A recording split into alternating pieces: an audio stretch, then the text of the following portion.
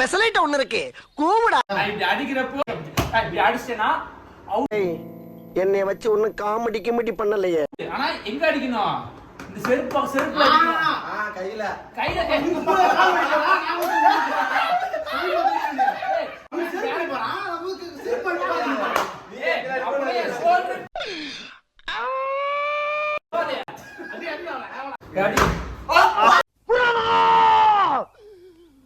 இதுக்கு மேல தாங்க முடியாது.